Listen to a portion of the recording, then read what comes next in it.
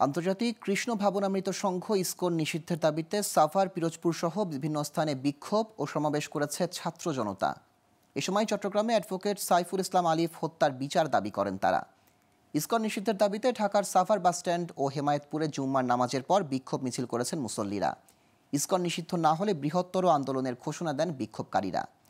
এদিকে পিরোজপুরে ইসকন নিষিদ্ধের দাবিতে বিক্ষোভ মিছিল ও সমাবেশ করেন ছাত্র জনতা সহ মুসল্লিরা।